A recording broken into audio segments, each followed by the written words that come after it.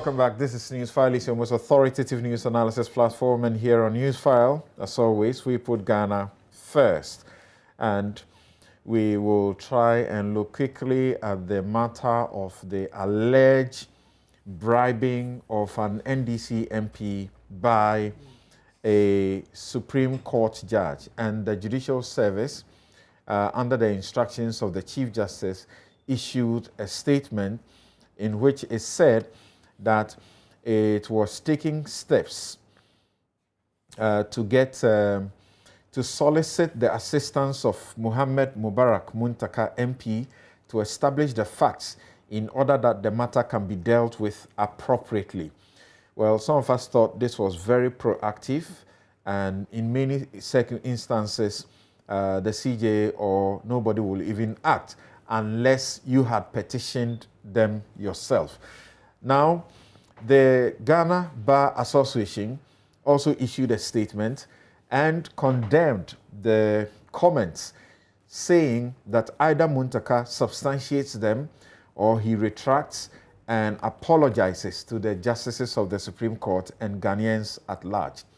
There are many who have not been excited about what the GBA has done and accusing them of being selective to the extent that people have taken judges on, insulted them on live television in recent times, and the GBA, which I'm a member of, has not found it prudent to make any comments. Let's hear Muntaka and then ask our members of parliament here and our guests on Zoom how that matter can be resolved. I mean, I thought that was very unfortunate because that was what they did in that sense. They were reaching out to our members and they were offering them all manner of things. Let me tell you, there was one that was led by, so shamefully, a Supreme Court judge called a colleague, lady, telling her what they will give her. She has children, they will help her take care of her children. She can take fuel from a filling station for the 4 years. And the time he made those calls, we are looking at all those things. Not even one person, a number of them. But you see, like I always say, the game is a game of evidence.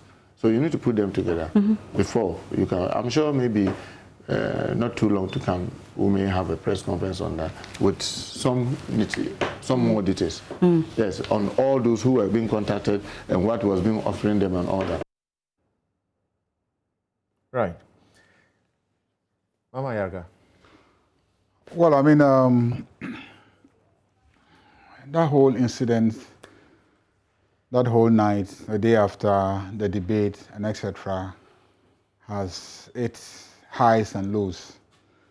And I think that this perhaps is, for me, one of the most sensitive developments. And in view of the sensitivity of the matter, and being a lawyer and a member of the bar, I'll be very circumspect in my commentary and discussion of the matter. Indeed, I think that the safest is to avoid a discussion of the matter and leave the processes for dealing with it to play themselves. As you indicated, the Supreme Court, the judiciary has taken a decision that they want to go into the matter, and I think that they have started or initiated a process. So I'll prefer to wait and see what happens. Members of government, members of parliament, various other arms of government get accused of corruption, bribery allegations, fly left, right, center. Judges are not saints. If something has happened and you have spoken about it, you should be ready to let the public know. At least Anas has shown us that some judges can be very corrupt. I will still reluctantly say that for me as a person, as a member of the bar, we will prefer to wait for the processes to go through. Then we'll see how they unravel, and then we'll take them from there. I believe that Muntaka did not say that he was approached by any judge. Yeah, he was clear, not him. It wasn't him. Somebody else, according to what we're hearing. A female. A female member of parliament was approached, okay?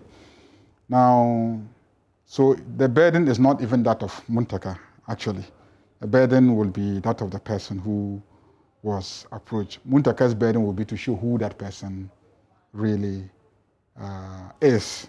And I think he would have discharged his burden satisfactorily if the person does come out to say, yes, I was the one who was approached, and this is how I was approached, and I reported to my whip.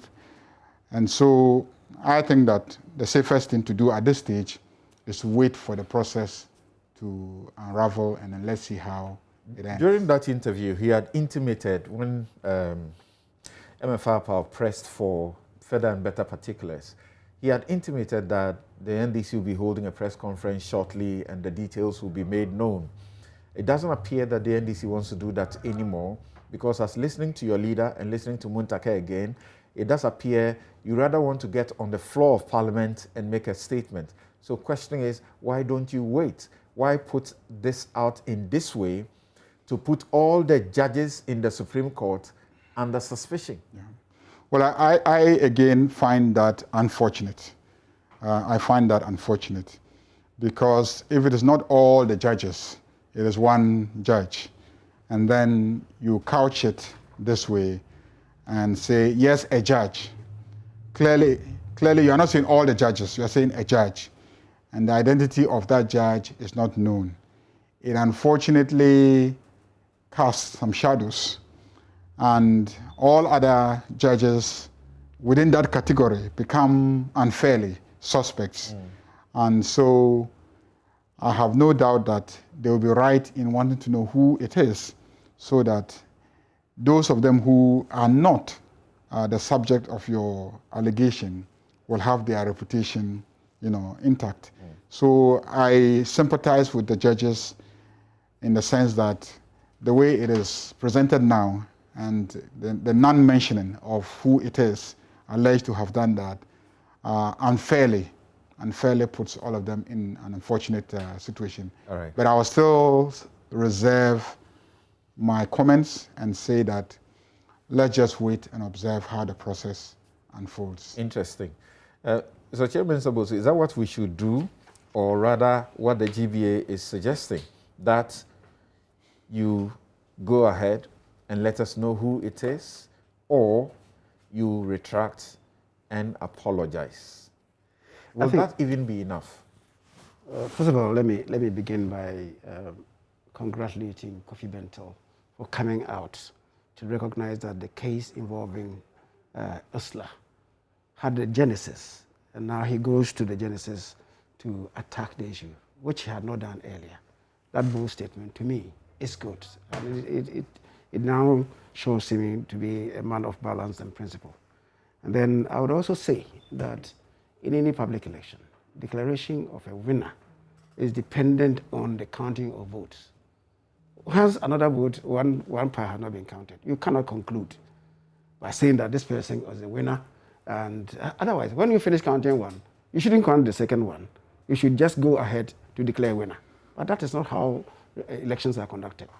So I still insist that Alban did not garner the 138 votes, which is why yesterday when he made a pronouncement, because we had even discussed this, I quickly went back and told him that that is incorrect. Now we know the intentions of the person who did the wrong, as in Carlos. Yes. And in law, you don't benefit from the proceeds of your crime. Absolutely. So you suffer for it. When you suffer for it, you don't say it's a consensus. No, what I'm saying is that when the figure is known, then you can talk to it. But the figure was not known. Okay. So it's still hanging. How do you but now the Muntaka issue, I think that is most unfortunate. Initially, I thought it was just for the judiciary to deal with, the judicial service to deal with. But you see, the blanket statement that seeks to envelope all Supreme Court justices, you know, in that uncertain environment, making all of them look suspicious, to me, is most unfair. Why put out a statement when your own investigation is not concluded? It's most unfair to the justices of the Supreme Court. But I think, for a start, if it's not conclusive, maybe the least that could be done would be for him to step out there and apologize that, well, it had not been conclusive. Because as the Honorable Ayariga is saying, the approach was not made to him. This is from a third party, which was not conclusive. Then you step out boldly to make the allegation. I thought it was most unfortunate. But going forward, as I said, I think the initial step to be taken by him really should be to apologize, and then we can move on. Or if the service intends to delve further into it, they could go on. But I think that this is a matter also involving a member of Parliament. What do we do as Parliament? And it also involves two arms of government. So we should be a bit circumspect in dealing with this. But I think the least that he could do would be to step forward and apologize to the justices. As I said, let's see how events play out. Okay. But I thought we were going to give him what. Let me get my guests on Zoom to also contribute to this. But a member of the NPP is asking, so was it worth reaching a consensus to give the speakership to the NDC when no one in the NDC, including the speaker himself, acknowledges that goodwill you and the NPP caucus showed? How do you feel about that now? Yes, Kofi and Martin, maybe start with Martin. This issue about the allegations of bribery. And you have seen that even within the Ghana Bar Association, there's a member of the bar who has also written very, very unhappy with the manner in which the Bar Association has gone about this issue. There are other members of the Bar Association who are so displeased about how the bar is proceeding, particularly where they say the leadership appears to be selective, and where even worse matters have come up where they needed to go to the defense of the judges. They were not heard.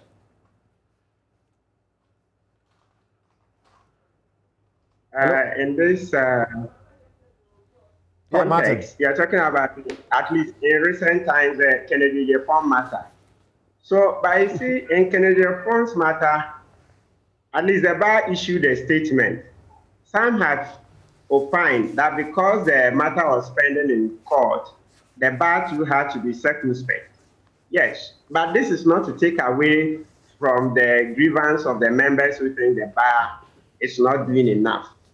My sense of it is that in every organized group, you will never be able to totally please everyone.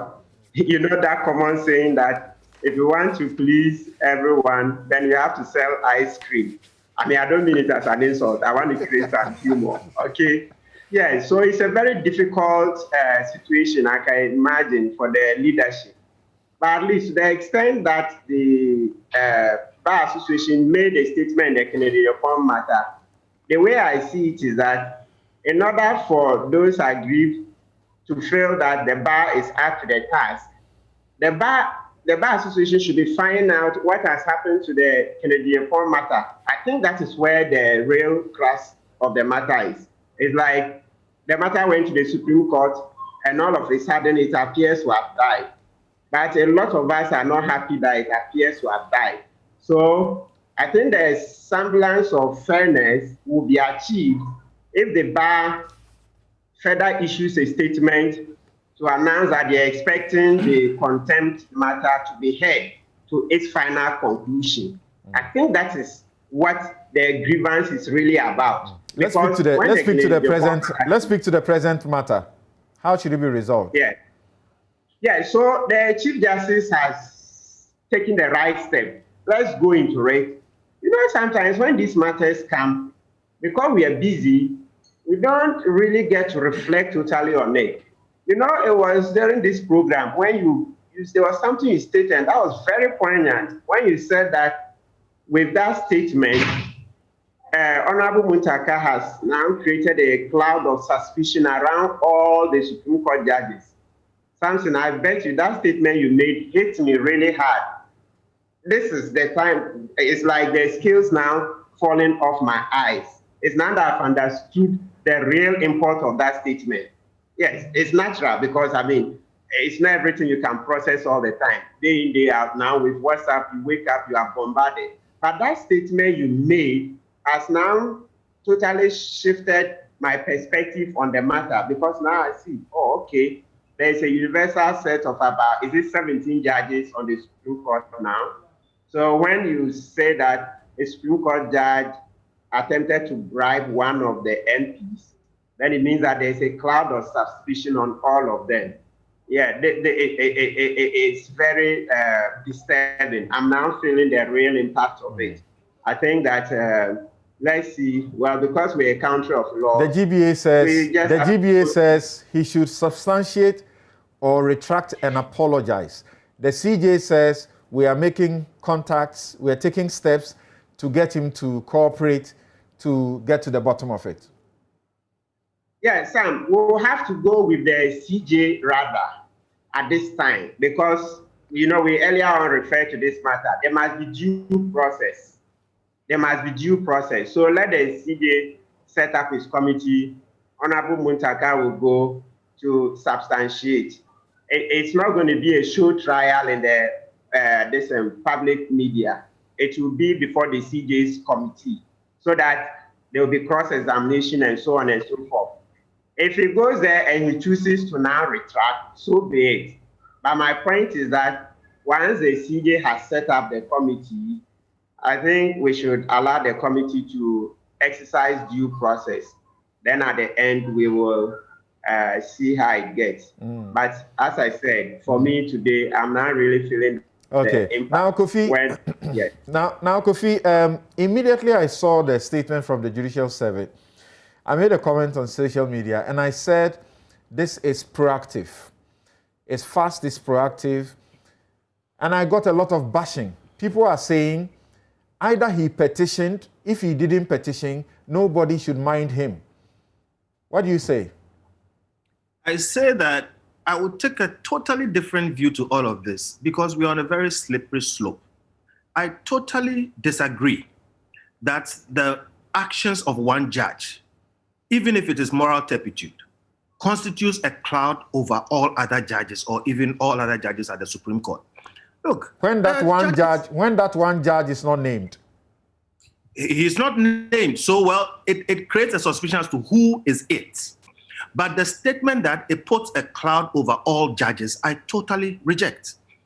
Those of us who know a bit about the judges, that they have lived individual lives and they have lived very, very, very, very, very good lives to get them to the point where they are. So a person is never guilty until he is proven as such. And we should not cast that cloud or make it that white. So that we should all defend our bench and say, let's find who it is. But until we find that person, the people who sit there and have power over life and death are not simple people and they haven't lived, ordinary life. So please, let's not go there. Then I have a second point. No matter how high we hold judges in terms of how their moral, standing must be, we should never extend that to mean that judges, even at the Supreme Court, do not have private lives. My view of this is this. If somebody attempted to bribe another person in Parliament, it is not a matter, honestly, strictly, even if the person is supposed to be a judge, for the Chief Justice. It is a criminal matter. It must be gone into on a personal basis. If it turns out that the person was a judge and the person tried to use, for instance, their office or maybe facilities of their office, then it connects to them. So I have a view that this matter should be dealt with on the merit of a person trying to bribe another person. Samson, if a judge or a Supreme Court judge is on his way to his farm in his village and he's attacked by a palm wine tapper and he defends himself and you happen to appear there and you come and say a Supreme Court judge has been caught fighting, I think you will be wrong because they have private lives. We agree that we hold them to a very high standard. But in this matter, here's my suggestion, and I'm happy the Bar Association has found this voice. That's another matter we'll talk about. But we should rather defend the judges by saying that Mr. Muntaka should pinpoint who it is. Let us go into the merits of the matter. If that person did that, we should hold that person personally responsible. If they did things which extend to their office as a judge, then we will connect it to that. Do I understand? Do I understand you to say? Do I hear you? Do I hear you say criminal? So the police must come in. Should the person making the allegation not be submitting things to the appropriate places before actions can be taken, or you expect the police, if that's what you think, to also take the step like the CJ has done? So now, as lawyers, we know somebody makes a statement on air. That statement by itself has little value. If he takes the step of reporting it, then the Attorney General can take it up or the police can take it up. Having been mentioned as a judge, I think it is reasonable that the Chief Justice is interested.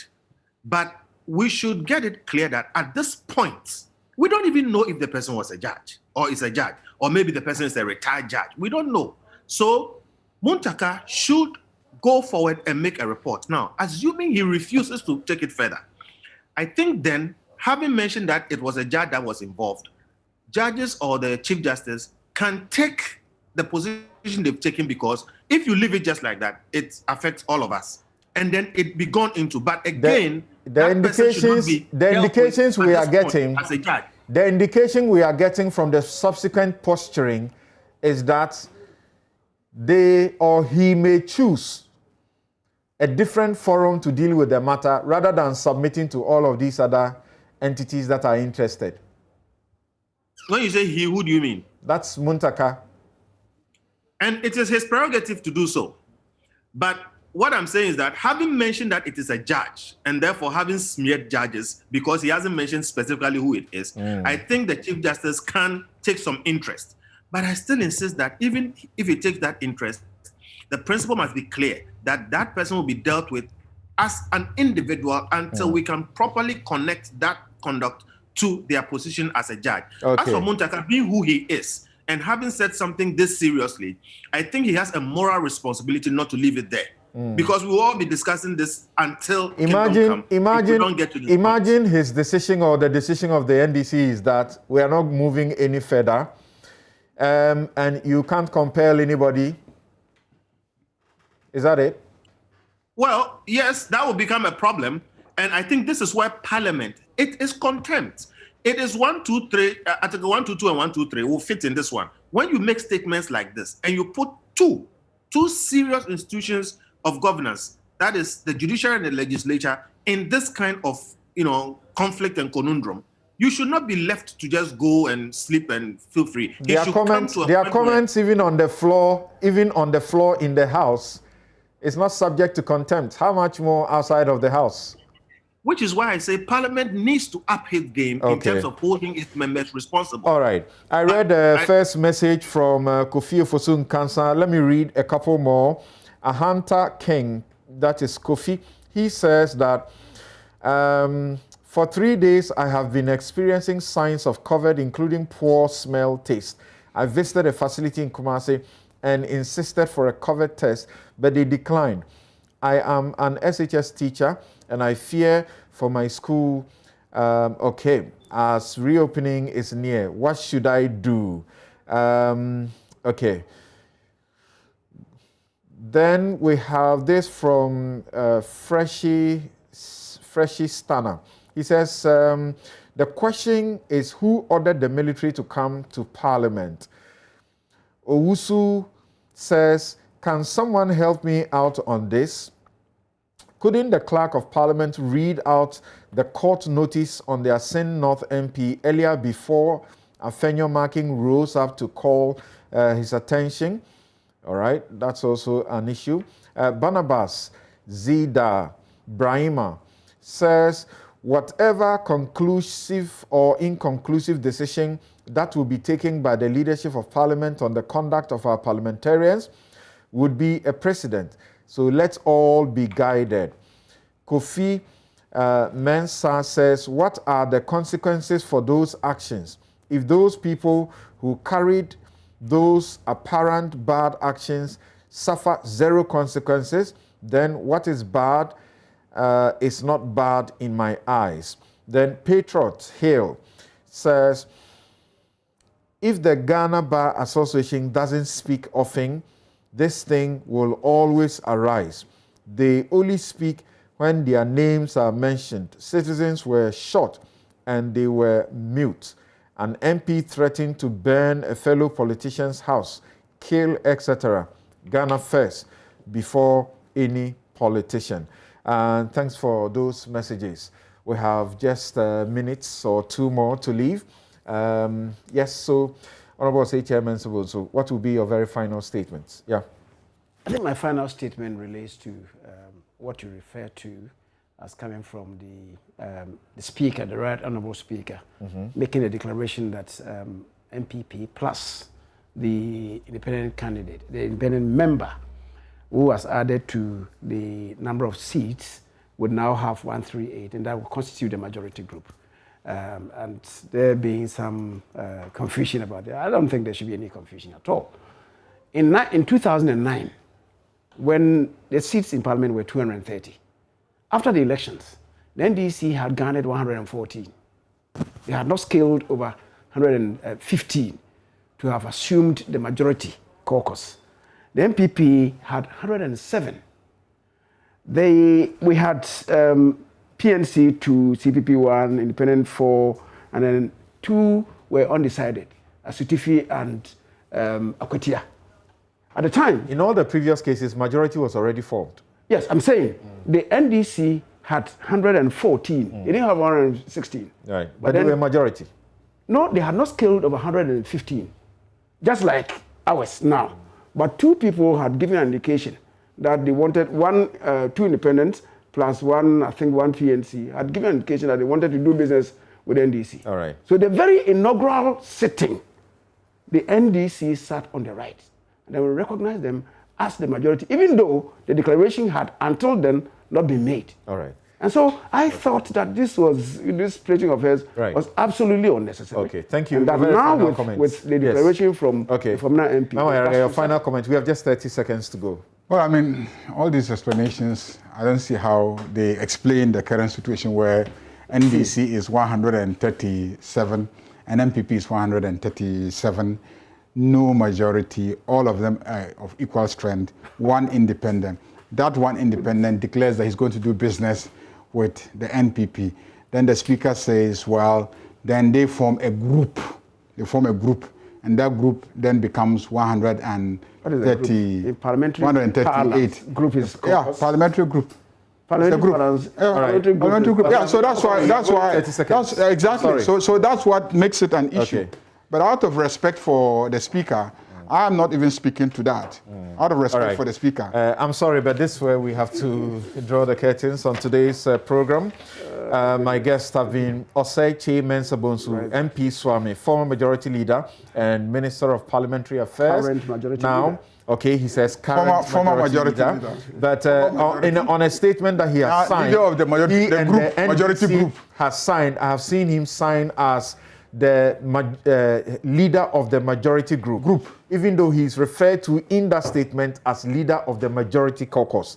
Now, here in the studio has been Mahama Ayariga, MP Boku Central and former Minister for Youth and Sport.